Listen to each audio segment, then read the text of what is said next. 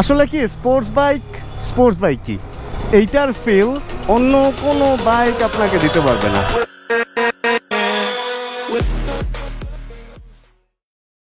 সময় হচ্ছে 6:01। আমি এখানে 4:30টার দিকে আসছিলাম। কিউজে মোটরের একটা নতুন শোরুম হয়ে গেল হচ্ছে 60 ফিটে মোটো অটোর ঠিক উল্টা পাশে, জিপিএক্সেরও ঠিক উল্টা পাশে। আর এখানে একটা চাইনিজ ইলেকট্রিক বাইকেরও শোরুম আছে পাশে। যা কিউজে মোটরটাই বাকি ছিল, এটাও হয়ে গেছে, ভালো হয়েছে। এটা ভালো লাগতেছে যে 60 ফিটে শোরুম বাইকের, তারপরে অ্যাক্সেসরিজ, হেলমেট, সব ধরনের দোকানপাটগুলো এদিকে হয়ে যাইতেছে। আর এর মধ্যে হালকা বৃষ্টিও হয়েছে, বাইকটা একটু ভিজেও গেছে। চলেন একটু যেতে যেতে আপনাদের সাথে আড্ডা হোক। বিসমিল্লাহির রহমানির রহিম। এই লাল CHR, লাল তো না, মেরুন CHR। আচ্ছা, যেখানে আমরা ছিলাম, আমি বের হইতাম আরও আগে, 4টার দিকেই বের হইতাম, কিন্তু আকাশের অবস্থাটা ভালো ছিল না। একটু বৃষ্টি হয়, আবার একটু থামে, আবার একটু বৃষ্টি হয়, আবার একটু থামে, এরকম একটা ব্যাপার চলতেছিল। অ্যান্ড ফাইনালি হচ্ছে এখন গিয়ে বৃষ্টিটা পুরাই থামছে। এজন্য এতক্ষণ কিউজে মোটরসের যে শোরুম, এখানেই বসেছিলাম। সুন্দর একটা সময় কাটছে। মিজু ভাই ছিল, সাকিব ভাই ছিল, ওয়াসেক ছিল, সবাই ছিল। সবার সাথে একটা ভালো আড্ডাও হয়েছে। এই হলো অবস্থা। অ্যান্ড বাইক ফেরি দেখি আজকে বন্ধ। ও আচ্ছা, আজকে হলো সাপ্তাহিক ছুটি ওনাদের। আচ্ছা, যে জন্য আমরা বেরিয়েছি মূলত হচ্ছে একটু BSB মার্টে যাবো, ছোট একটা কাজও আছে ওইখানে। আরিফ ভাইয়ের সাথে একটু দেখাও করতে হবে। আর হচ্ছে স্পোর্টস বাইক চালাইতে কেন যেন খুব ইচ্ছা হইতেছে। অ্যান্ড বাইক ফেরি আজকে বন্ধ হওয়াতে এখান থেকে বাইক বের করতে পারতেছি না। এই জন্য যেটা করতে হবে সেটা হলো BSBতে যাবো, অ্যান্ড কোনো একটা স্পোর্টস বাইক নিয়ে দেন একটু টাইনা চালায় একটু ফিল নিব আর কি। চাইছিলাম দিনের আলো থাকতে এই ভিডিও শ্যুটটা করবো বা বাইক রাইডটা করবো, কিন্তু প্রবলেম যেটা হয়ে গেছে, বৃষ্টির কারণে একদম সময়টা উল্টাপাল্টা হয়ে গেছে। এখন দিনের আলো থাকতে বাইকটা আমি নিয়ে চালাতে পারলেই হয়। একটা সমস্যা কি জানেন, আমাদের এই ব্লগিংয়ে রাতে শ্যুট করার মতো ভালো তেমন কোনো ক্যামেরা এখনো পর্যন্ত অ্যাকশন ক্যামগুলো আসে নাই। সনির যে ক্যামেরাগুলো আছে, ক্যানন বা নাইকনের যে ক্যামেরাগুলো আছে, এগুলা দিয়ে ম্যানুয়ালি সেট করে নর্মাল ভিডিওগুলো করা যায়। মানে আপনি যদি কোনো জায়গায় ট্রাইপড করে ভিডিও করেন তাহলে ওই ভিডিওগুলো করতে পারবেন। কিন্তু অ্যাকশন যেই শ্যুটগুলা, মানে গোপ্রো বা DJI-এর যে ক্যামেরাগুলা, এইগুলাতে এখনও পর্যন্ত অত ভালো টেকনোলজি বা অত ভালো ISO সাপোর্টটা আসে নাই। সেন্সর এখন এত ভালো অন্ধকারে ক্যাপচার করতে পারে না। এই কারণে আমাদের দিনের বেলায় শ্যুট শেষ বা দিনের বেলায় শ্যুটটা করে রাখতে হয়, রাতের শ্যুট অতটা জমে না। তবে আমার মনে হয় আধুনিকতার সাথে সাথে এখন ওই সময়টা চলে আসছে যে রাতেও যাতে আমরা ভালো একটা শ্যুট নিতে পারি, এরকম ক্যামেরা মনে হয় আসা উচিত। গোপ্রো তো একচেটিয়া, আসলে আমি ব্লগিংয়ে যখন থেকে আসছি 2018-র দিকে আমি আসছি, অ্যান্ড তারও আগে থেকে গোপ্রো হচ্ছে একচেটিয়া এই বিজনেসটা করছে। মাঝখানে অনেকগুলা চাইনিজ ক্যামেরা আসছিল, কি যেন নাম, আর অল্প দামে 5,000 থেকে শুরু করে মোটামুটি 15-16 হাজার টাকার মধ্যে অনেকগুলা ক্যামেরা আসছিল। বাট ওই যে একটাই সমস্যা, সাউন্ড রেকর্ডে ঝামেলা, সাউন্ড ভালো দেয় না, ভিডিও রেজুলেশন ভালো দেয় না, ওয়াইড কম। এখানে চাইনিজ ক্যামেরাগুলো আসলে মার্কেটে সার্ভাইভ করতে পারে নাই। গোপ্রোটা কালের সাথে সাথে হিরো 4 থেকে আমি দেখছি, 4 থেকে শুরু করে এখন 12-13-এ যে পরিমাণ আপগ্রেড করছে, আসলে কেউ এটার সাথে বিট করে পারে নাই। মাঝখানে DJI আসলো, DJI Osmo 3 মেবি, Osmo 3 পর্যন্ত ওয়াইড ছিল না, সাউন্ড ভালো ছিল। কিন্তু এখন এসে DJI 4, যেটা Osmo 4, Osmo 5 যেটা বেরোচ্ছে প্রো, এগুলো আসলে আবার গোপ্রোর সাথে কিন্তু একটু হাড্ডাহাড্ডি লড়াই করতেছে। অনেকেই গোপ্রো বাদ দিয়ে DJI শিফট হইতেছে অ্যাকশন 5টাতে, কারণ এটাতে সাউন্ডও ভালো, এটাতে ওয়াইডও আছে, অ্যান্ড লো লাইটে শুনছি গোপ্রোর চেয়ে নাকি ভালো সাপোর্টও দিচ্ছে ব্লগারদেরকে বা যারা রেকর্ড করতে চায় তাদেরকে। এই হলো অবস্থা। এখনো পর্যন্ত আসলে DJI ইউজ করি নাই, এই কারণে আমি DJI নিয়ে বেশি কথা বলতে চাইতেছি না। তবে আমার মনে হয় নতুন কোনো কোম্পানির জন্য এখন বড় একটা জায়গা ফাঁকা আছে, সেটা হচ্ছে লো লাইট পারফরমেন্স। আপনি একটা জিনিস দেখেন, আইফোনে যে ক্যামেরাটা দিছে, এই ক্যামেরাতে লো লাইটে যতটুকু সাপোর্ট দেয় অ্যাকশন ক্যাম অতটুকুও দিতে পারে না। অ্যান্ড আইফোনের দিনের ভিডিও তো অনেক ভালো, আমরা সবাই জানি।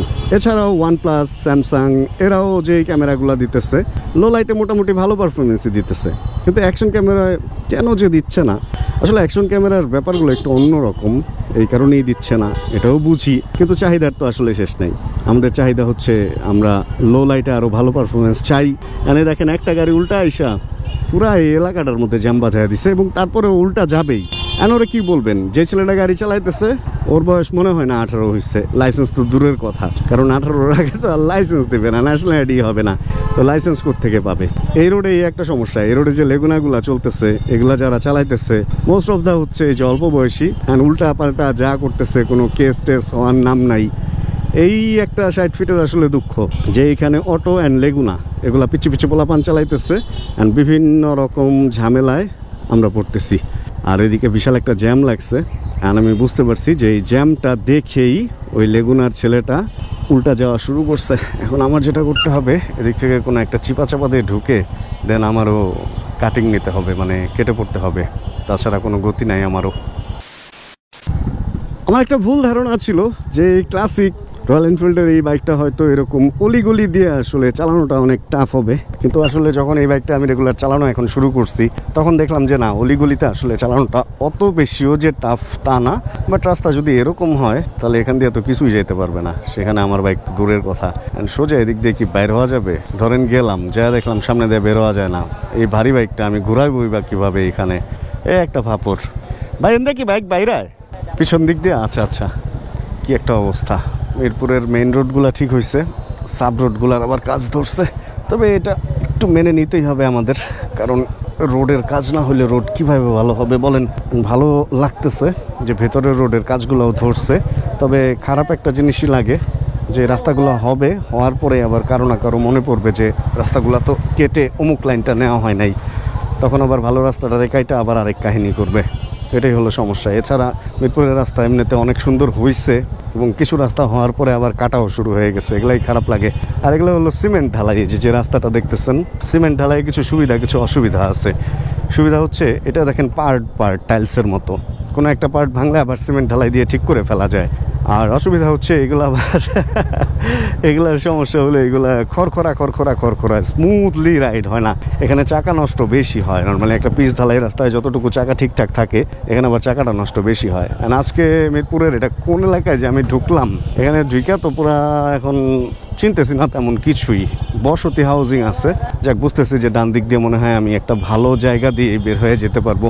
কারণ অনেকগুলো রাস্তা বন্ধ হওয়া বা কাজ হওয়ার কারণে দেখেন ভেতরের রাস্তাগুলো মোটামুটি ফাঁকা আছে।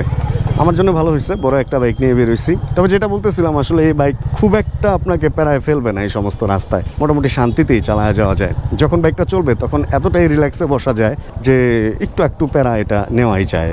এতটুকু প্যারা আসলে ওরকম বড় কোনো প্যারা বইলা লাগে নাই আমার কাছে। সামনে এদিকেও রাস্তা কাটছে, চলেন আমরা এদিক দিয়ে বের হওয়ার ট্রাই করি। বড় বড় রাস্তা বা মেইন রোডগুলাতে অথবা হাইওয়েতে হান্টার চালাইলে কানের মধ্যে আওয়াজটা অনেক সুন্দর লাগে, মনে হয় যে না মেশিনটা যে চলতেছে বোঝা যায়। কিন্তু এই ক্লাসিকটা বড় রাস্তায় যখন চলবে তখন অতটা সাউন্ড কানে আসে না, কারণ সাইলেন্সার পাইপটা হচ্ছে অনেক পেছনে, আওয়াজটা পেছন দিয়ে বের হয়। যখন আপনি স্পিডে থাকবেন তখন আওয়াজ আপনাকে ধরার আগে আপনি বের হয়ে যাবেন। কিন্তু এরকম চিপা রাস্তায় শুনছেন, এরকম চিপা রাস্তায় এটার এক্সস্টের সাউন্ডটা এত বেশি জমে, মানে পুরা নিজেকে মনে হয় যে একটা মুসাফিরের সঞ্জেদাত, এরকমটা একটা সাউন্ডের একটা ফিল আসলে আমাদের আছে। ঝামেলা কি হয়েছে, আমাদের দেশে সুপার বাইক বা 4 সিলিন্ডার বাইক নাই, তো আমরা সুন্দর সাউন্ডে আসলে অতটা আমরা সুন্দর সাউন্ড তো শুনি না রাস্তায়। বড় বাইক আসলে তখন একটা ওই আওয়াজটা শুনলে আমাদের মানে ক্ষুধা থাকলে যেরকম লাগে আর কি, পেট ভরলে একটা ব্যাপার লাগে যে হ্যাঁ পেট ভরে গেছে, এবার ওইটা না হইলেও চলে, পেট তো ভরা। আমরা আসলে ওই ধরনের আওয়াজটা শুনি না, তো এই জন্য এই ছোটোখাটো সিঙ্গেল সিলিন্ডারের বাইকগুলোর মধ্যেই আমরা একটু বেশি আওয়াজ হইলে এটা আমাদের একটু ভালো লাগে। কিন্তু আসলে দেখেন ছোট বাইকগুলোতে সাইলেন্সারগুলোকে এমনভাবেই করা হয় যাতে আওয়াজটাকে একটু সাইলেন্ট করে ফেলতে পারে, অথচ আমরা হলার টলার লাগে এগুলাকে আরও চেষ্টা করি যে একটু বেশি সাউন্ড যাতে দেয়।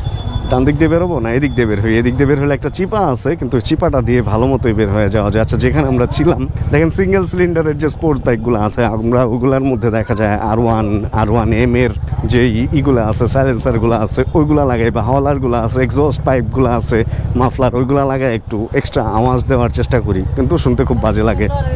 বাট যখন দেখবেন যে আমাদের দেশেও 4 সিলিন্ডার বাইক ঢুকে যাবে, ভুম ভুম মানে গাড়ির মতো আওয়াজের বাইকগুলো আসবে, তখন দেখবেন যে আসলে এই ছোট বাইকে যে এক্সস্ট লাগানোর যে ব্যাপারটা, লাউড এক্সস্ট লাগানোর যে ব্যাপারটা, এটা অনেকাংশেই কমে আসবে। বাট এখন নাই, এখন আমরা এই ছোট্ট জিনিসের মধ্যে আসলে টুকটাক আমাদের যে শখগুলো আছে ওইগুলো পূরণের চেষ্টা করি। এই রোডটা আমার কাছে খুব ভালো লাগে। দেখেন বাম পাশে বড় বড় বিল্ডিং, অ্যান্ড ডান পাশে মানে একটা ওই যে আগের ইন্ডিয়ার সিনেমায় মুম্বাইতে দেখাইতো না যে এয়ারপোর্টের পিছনে টাপুরি টাইপের এলাকা, জাংখায় লাতাবেলা সুনসুনা কি গল্লি টল্লি কি বলতো, ওই টাইপের একটা ভাইব দেয় এই গল্লিটা আমার কাছে। মানে মনে হয় যে অল টাইম একটা আতঙ্ক, একটা বিপদ, একটা এরকম কিছু। সুপার লাগে না গল্লিটা? আপনারাও মাঝে মধ্যে এদিকে আইসেন যদি বাইক নিয়ে বের হন, ওইদিকে জ্যাম থাকলে মোটামুটি এদিক দিয়ে খুব অল্প সময়ের মধ্যে হচ্ছে ওই যে সিরাজ চুই ঝাল নাকি ওদিক দিয়ে বের হওয়া যায়। মানে পেট্রোল পাম্প পার হয়ে চিপা দিয়ে এদিক দিয়ে বের হয়ে বামে গেলেই হচ্ছে 1 নাম্বার গোল চত্বর। হ্যাঁ না ও না, ইসের পাম্পের আগেই তো বের হয়ে গেছি। আমি ভাবছিলাম এই গলিটা আরও দূরে, না পাম্পের আগেই বের হয়ে গেছে, যে সামনেই পাম্প। যদি এদিকে কেউ আসতে চান এই গলিটা ইউজ করতে পারেন, অল্প সময়ের মধ্যে জ্যামহীন বের হয়ে যেতে পারবেন। তবে আজকে রাইড করে ভালো লাগতেছে সব কিছুর পর, কারণ হচ্ছে বৃষ্টি টিষ্টি হওয়ার পরে রাস্তায় ধুলাও অনেকটা কমে গেছে। আর আরেকটা জিনিস হচ্ছে ওয়েদারটা এখন একটু কুল হয়েছে। দিনের বেলা প্রচুর গরম ছিল, আজকে মনে হয় না আর বৃষ্টি হবে, আর তো রোদ ওঠার সময়ও নাই, তাই সারাটা রাত মনে হয় সুন্দরই যাবে। এই যে এইখানে হচ্ছে সিরাজ চুইঝাল। রাস্তার মাঝখানে চলতেছে শ্যুট, অ্যান্ড আমি নিয়ে আসছি রয়্যাল এনফিল্ড ক্লাসিক। এটা হচ্ছে গানমেন্টাল গ্রে, অ্যান্ড এখানে আছে একটা রয়্যাল এনফিল্ড ক্লাসিক, অ্যান্ড এটা হচ্ছে ক্রোম রেড। আপনাদের কাছে এই প্রশ্ন যে এই দুইটার মধ্যে কোন বাইকটা আপনাদের বেশি ভালো লাগে? আমার যদিও এটা বেশি ভালো লাগতো, কিন্তু স্পোকের চাকার কারণে এটা নিয়ে নেই। ওটা অ্যালয় রিম, ওটা একটু সুবিধা। ওটার কালারও খারাপ লাগে যে তা না, এটার মধ্যে একটা পশ একটা ভাব আছে, মানে একটা আভিজাত্যের ব্যাপার আছে, আর ওটার মধ্যে একটা ওয়ারিয়র বা যোদ্ধা টাইপের একটা ব্যাপার স্যাপার আছে। এই জন্য ওইটাই আমার কাছে জয়যুক্ত হয়েছে। না দূরে যাবো না, আমরা আর 1.5 এম নিছি ভাই। আমি একটা ভালো বুদ্ধি দেই, এটা আমার কাছে দেন, এটা আমার ব্যাগে থাক, বন্ধ হয়ে গেলে ঢালুম, তা নাহলে আবার ফেরত দিয়ে দিম। আমি এই কাজই করি ভাই, তেল কম থাকলে আমি ব্যাগে রাখি তেল, কারণ এটার মধ্যে যদি তেল ঢুকানো হয় এই তেল বেশি দিন থাকবে না। তেল এক হলো বাইক থেকে তেল অটো শুকায়, আর সেকেন্ড আর একটা ব্যাপার হলো তেল ওই স্টার্ট দেওয়া লাগে মাঝে মধ্যে, তেল শেষ হয়, তো তেল কম থাকাই ভালো। আর শোরুমে বাইকে তেল কম রাখার আরেকটা কারণ আছে, দুর্ঘটনা থেকে বাঁচার জন্য তেল একটু কম রাখা হয়। চলেন আমরা আর 1.5 এম চালাই। বলছি না আজকে স্পোর্টস বাইক চালাবো, যদি থেকে যান হ্যাঁ আমাদের ফোন দিবেন না। না, তেল প্যাগে আছে আমার, আমি ঢেলে চলে আসবো, কিন্তু সিস্টেম করে দিছি। হ্যাঁ সেটাই। বিসমিল্লাহির রহমানির রহিম। যেহেতু বাইকটা অনেকদিন পর্যন্ত এখানেই ছিল, সেহেতু অন্ততপক্ষে মানে কমপক্ষে 30 সেকেন্ড কোল্ড স্টার্ট দিয়ে তারপরে বের হবো। একটু সামনে নিয়ে নেই ভাই। উঠার পরে একটা অ্যাগ্রেসিভ ব্যাপার স্যাপার ফিল হচ্ছে। 5528 কিলো হলো বাইকটা চলছে, অ্যান্ড এই কার্বনটা সম্ভবত স্টিকার, এগুলো স্টিকারই মনে হইতেছে। হ্যাঁ স্টিকার। এটা মূলত হচ্ছে ব্ল্যাক সিলভার যে বাইকটা, ওইটা রয়্যাল এনফিল্ড থেকে ওঠার পর এটার ক্লাচ মনে হইতেছে পানির মধ্যে হাত নাড়াইতেছি, এত স্মুথ, এত রিল্যাক্স অ্যান্ড এত ইজি, অ্যান্ড পাটা এত পেছনে দিয়ে বসতে হয়। এক বাইক থেকে আরেক বাইকে গেলে পুরো ব্যাপারটা অন্যরকম লাগে ভাই। এত পাতলা লাগতেছে, মানে ভারী বাইক থেকে এই ধরনের বাইকে আসলে এত পাতলা লাগে, অ্যান্ড থ্রটলের রেসপন্স এত বেশি অ্যাগ্রেসিভ। এখন একটা ফাঁকা রাস্তা পাইলে খুব ভালো হইতো, তাহলে একটা সুন্দর রাইড আপনাদেরকে সন্ধ্যার আগে আগে দিতে পারতাম। বিসমিল্লাহির রহমানির রহিম।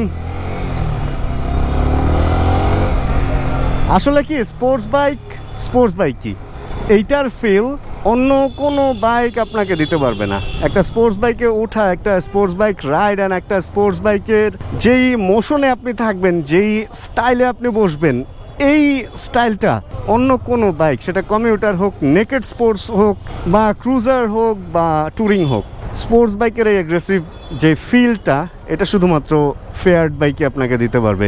এজন্য প্রত্যেকটা মানুষের একটা ফেয়ার্ড বাইক থাকা উচিত। মানে জীবনটা অনেক সুন্দর যদি আপনার একটা স্পোর্টস বাইক থাকে। অ্যান্ড R15 এতদিন পর উঠে আমার যেই ফিলটা হইতেছে সেটা হইলো এটার ক্লাচটা এত বেশি স্মুথ, মানে এত সুন্দরভাবে গিয়ার শিফট হইতেছে।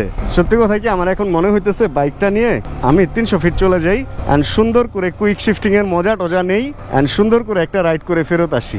বাট আজকে অত সময় আমার কাছে নাই, অ্যান্ড ফুয়েলও নাই। যতটুকু ফুয়েল আছে এটা নিয়ে ওইভাবে টানাটানি করলে পরে বাইক ঠেলে আনতে হবে। যদি আমি ফুয়েল চাইলে ঢুকায় নিতে পারবো। এই হলুদ CHR, এটার প্রতি আমার ভালোবাসা একটু একটু করে বাড়তেছে। গাড়ি তো আমি খুব তাড়াতাড়ি কিনবো বা চেঞ্জ করবো আর কি, এখন কোনটা যে নিবো এটা বুঝতেছি না। একটা লাল CHR পাইছিলাম কিন্তু দামে মিললো না, যাজ্ঞা ওইটাও কোনো বড় সমস্যা না। সমস্যা যেটা হয়েছে সেটা হলো রোডে কিরকম যেন আলো কমের কারণে আমি খালি চোখেই খুব একটা ভালো মজা পাচ্ছি না। এখন ভিডিওতে আপনারা কতটুকু মজা পাচ্ছেন এটা আপনারা বলতে পারবেন। ওরে ভাই অন্যরকম অন্যরকম, one step high level, one step high করা লাগে, করা করা। আর ভয় একটাই লাগে শোরুমের বাইক চালাইতে, যে কোনো কারণে যদি পুলিশ ধরে তাহলে আমার কাছে না আছে কাগজ, না আছে পত্র, না আছে কিচ্ছু, এটা একটা বিশাল ঝামেলা। এছাড়া বাকি সব আচ্ছা চল রাহা হ্যাঁ। মানে এই সন্ধ্যার আগের এই টাইমটা রাস্তাঘাটে এমন ভিড় থাকে, এটা আর একটা বড় প্রবলেম। মানে এখানে কি পুলিশ নাই? ও, ট্রাফিক কন্ট্রোলের জন্য কেউ নাই তো, এই কারণে এই দুর্বিষহ অবস্থা। মানে সব দিকের গাড়ি ঢুকতেছে ভাই, কই যাবেন বলেন, সব দিক থেকে গাড়ি একবারে ঢুকে যেতেছে। ওরে ভাই উনি দেখে আমার পিছন দিয়ে চলে যেতেছে। আমরা এতদিন পর স্পোর্টস বাইক নিয়ে বেরোইছি, অ্যান্ড স্পোর্টস বাইকের একটা ফিল নিতেছি, এটাই আমার কাছে ভালো লাগতেছে। আর স্পোর্টস বাইক এতদিন পরে চালায় আমি মোটামুটি আরেকটা ডিসিশনও নিচ্ছি যে আমার গ্যারেজে আমি আরেকটা স্পোর্টস বাইক রাখবো। খুব তাড়াতাড়ি আমি একটা স্পোর্টস বাইক কিনবো, সেটা যেই ব্র্যান্ডেরই হোক। চাইনিজও অনেক ভালো ভালো স্পোর্টস বাইক আসছে, জাপানি হোক, চাইনিজ হোক, ইন্ডিয়ান হোক। ইন্ডিয়ান স্পোর্টস বাইক অবশ্য এখনও পর্যন্ত ওরকম কিছু আসে নাই, বাট আসলে কিনবো আর কি। ওয়েট করতেছিলাম টিভিএসের যেই RR310, ওইটা যদি আসে, কিন্তু বুঝতেছি না আসবে কি না। অনেক দিন পর আজকে আমরা চিড়িয়াখানাতে আসলাম, অনেক দিন মানে অনেক দিন, এদিকে আসাই হয় না। ঢুকলে কি আমার কাছ থেকে টাকা নেবে?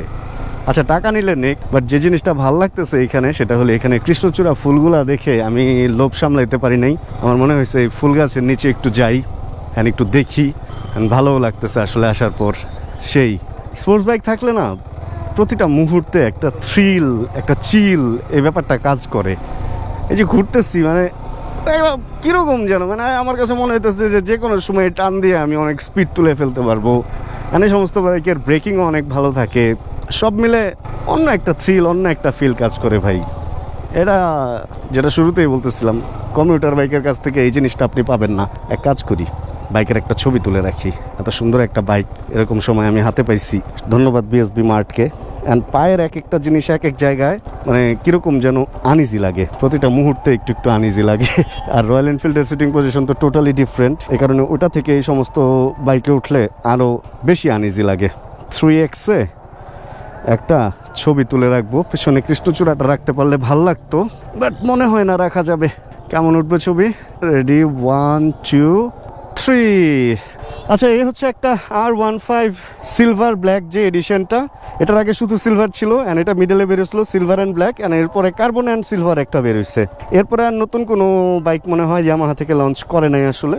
এখন কিছু মডিফাইড কালার আছে যেগুলো কিছু শোরুম আনে, অদ্ভুত অদ্ভুত সব কালারের। ওগুলা কি আসলে ইয়ামাহার নিজস্ব কালার, নাকি ওগুলো আসলে মডিফাইড যে বললাম ব্যাপারটা আসলে কাস্টমাইজ, ওটাও হইতে পারে। আমি ওই ব্যাপারটা শিওর না, যেহেতু ওইটার ব্যাপারে আমরা আর কথা বলতে চাচ্ছি না।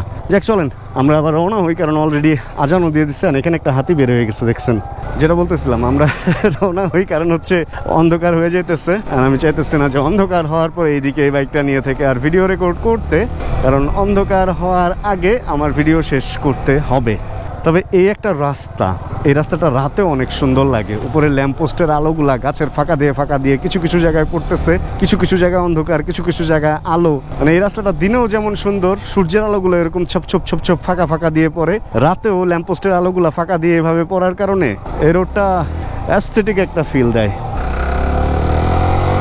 অ্যান্ড ওয়াইড ভিউ সম্ভবত এই বাইকে ভালোই লাগতেছে, যদিও ডার্ক হয়ে গেছে। যদি ভালো লাগে বললেন তাহলে দিনের বেলা এরকম ওয়াইড ভিউ দিয়ে এই বাইকে একটা শর্ট রাইডের ভিডিও করব, হয় মাওয়া নয় 300 ফিট। চলে আসছি আবার আমাদের সেই MSI Vlogs Made Like a Gun royal Enfield সেই বাইকটায়। আরেকটা জিনিস কেউ স্বীকার করুক চাই না করুক, একটা ব্যাপার হচ্ছে প্রত্যেকটা মানুষের, প্রত্যেকটা ছেলের বিশেষ করে এরকম একটা ব্যাপার থাকে যে বিভিন্ন রকম বাইক চালাবে, সব বাইকের অভিজ্ঞতা নিবে, আর মাঝে মধ্যে বিভিন্ন বাইক চালাইতে ইচ্ছাও করে। আসলে সব বাইক তো কিনে চালানোটা সম্ভব হয় না, বাট আমি অনেক সৌভাগ্যবান যে মিরপুরের বেশ কয়েকটা শোরুমের সাথে আমার বেশ ভালো সম্পর্ক হওয়ার কারণে আমি যে কোনো বাইকই নিয়ে টুকটাক চালাইতে পারতেছি। আর এই জন্য আসলে বিএসবি মার্ট, তারপরে সাওয়ারি, এরপরে রোড পাওয়ার বিডি, তারপরে বাইক ফেরি, ওনাদেরকে ধন্যবাদ দিতেই হবে, কারণ যে কোনো বাইকই আমি এখান থেকে চাইলেই বের করে নিয়ে চালাইতে পারতেছি। আর সবসময় সব বাইক কিনতেও হইতেছে না, এবং অনেক সময় কোনো বাইক ভালো লেগে গেলে কিনেও ফেলি, এরকম রেকর্ডটা আছে। যেমন এইটা যেমন হান্টার, এগুলা মানে সেকেন্ড হ্যান্ড যতগুলা বাইক এই এদের কাছ থেকেই তো সবগুলা বাইক নিচ্ছি, কিনে ফেলি মাঝে মধ্যে। এই ক্রেভিংটা মিটাইতে পারি আর কি। এটার জন্য সবগুলা কোম্পানিকেই অনেক অনেক ধন্যবাদ। অ্যান্ড তাহলে আজকের ভিডিও থেকে বিদায় নিয়ে নিই, কারণ আর তেমন কোনো কিছু দেখানোর নাই। আর সত্যি কথা কি, অন্ধকার হয়ে গেছে, আর অন্ধকারে ভিডিও করতে আমারও খুব একটা ভালো লাগে না। যদিও আকাশটা অনেক সুন্দর লাগতেছে, বাট অন্ধকারের ভিডিও করতে ভালো লাগে না। তাহলে আজকের এই ভিডিওটা এতটুকুই। যদি এই ভিডিওতে ছোট কোনো কিছু ভালো লাগে, ছোট্ট করে একটা লাইক দিয়ে দিন। চ্যানেলে যদি নতুন হন প্লিজ সাবস্ক্রাইব করে আমাদের ফ্যামিলি মেম্বার হয়ে যান। অ্যান্ড জানাবেন কে কোন জায়গা থেকে ভিডিও দেখছেন। আর যতক্ষণ পরবর্তী ভিডিও নিয়ে আবার আমি না আসতেছি, ততক্ষণ ইনশাআল্লাহ আমরা থাকবো ভালো, আমরা থাকবো সুস্থ এবং করতে থাকবো চিল ইনশাআল্লাহ। Chill, bro. Check the mic and make sure it sound right, boys.